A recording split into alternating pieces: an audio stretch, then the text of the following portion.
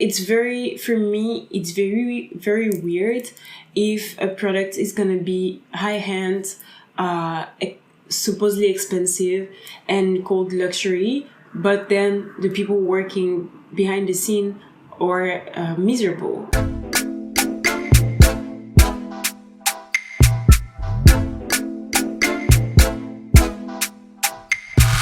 Hi everyone, welcome back to my channel. So today we're gonna talk about lingerie. I know that for the past few videos we were not talking about lingerie at all, but today I want to bring to your attention a subject that I'm very interested in at the moment, which is basically what defines luxury lingerie. So I'm a lingerie blogger, but because of my morphology, I had to specialize in lingerie for fuller cup and smaller band sizes.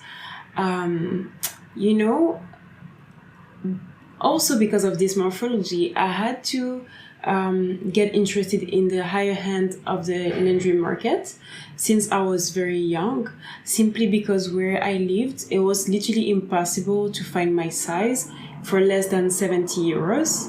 And I'd say that if you wanted something pretty, you would have to pay about 85 to 100 euros.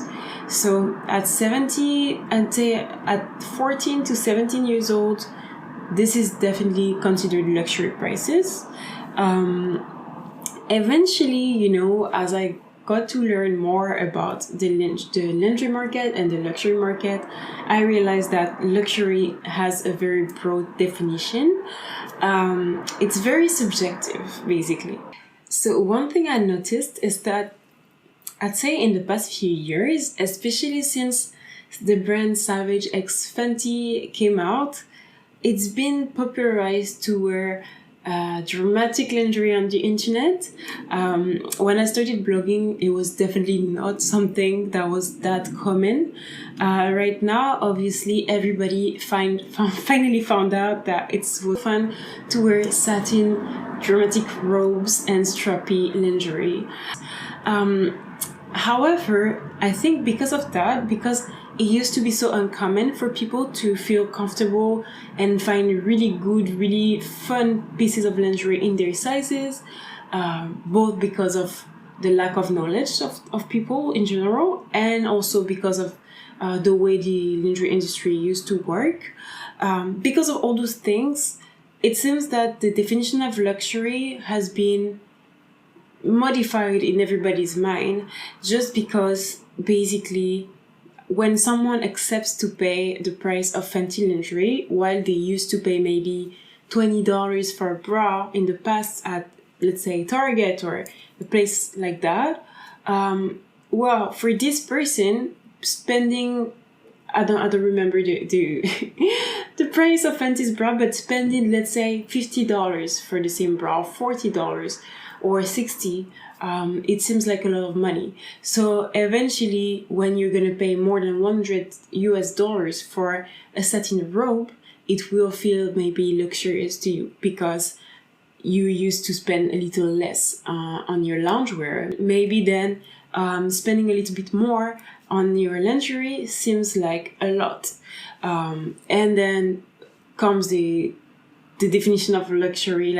Like, while luxury has different levels, there is still some elements that are required to be there for a piece to be defined as luxurious. So for me, and I'm gonna talk for myself because, I mean, as much as I have experienced luxury lingerie and luxury clothes, I am not gonna say that I'm an expert in luxury and couture because that's not true. I'm not a seamstress, and there are things I just don't know. But for me, if I'm gonna call a brand luxurious, at least I expect them to have, you know, certain amount of dedication to the details. So they might use, you know, high-end finishes like French seams, or they might also want to use very high-quality fabrics. So it could be natural fibers. Very often in the lingerie luxury industry, we will use a lot of silk. Silk is an expensive fabric, but it's also hard to work with. So it requires a certain amount of skills to work properly with it. And well, yeah, it just costs more. So you have this, you also have the way things are manufactured. You might look for a more ethical manufacturing process when it comes to luxury garments, because, you know, in luxury fashion, what costs most is not the fabric. Even if silk is expensive, that's not the most expensive part of your garment. Usually it's the labor. So if the price of an item is very, very high, at least you want to think that the person who put this item together is well paid, at least a decent living wage or above. So there is that. And that's why when I see the word luxury thrown around like that, basically with by fast fashion brands, I think it's a little disrespectful, because these brands sometimes do not have the most ethical manufacturing process, and the price of their garment is not justified by the fact that their workers are well paid. It can be justified by the fact that they want to make profit, because lingerie is not a high margin market. So of course, it's going to cost something for the brand to put this product together, even if they don't pay people properly. But what I mean is that for me, it's very, very weird if a product is going to be high-end, supposedly expensive, and called luxury, but then the people working behind the scene are miserable. Like, this does not make sense. And usually, I mean, this is something that can happen with some big brands, but usually when you go for smaller brands, smaller luxury brands, their employees are at least paid enough to develop themselves, to have a decent quality of life, basically.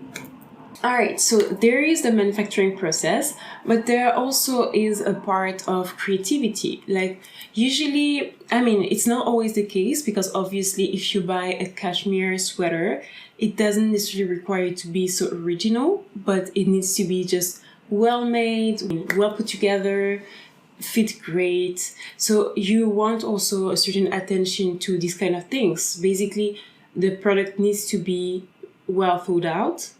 And if it's not going to be extremely creative and extremely exclusive, at least it needs to last long, you know? There is also this idea of longevity.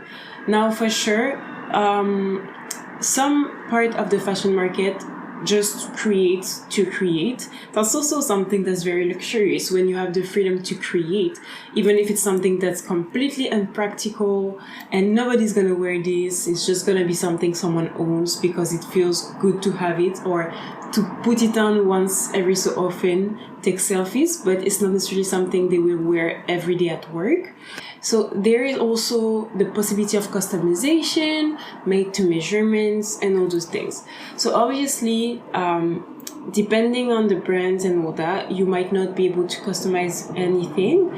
But when it comes to ethical luxury fashion, usually you have this option. You have a very good customer service as well, because usually these businesses are quite small.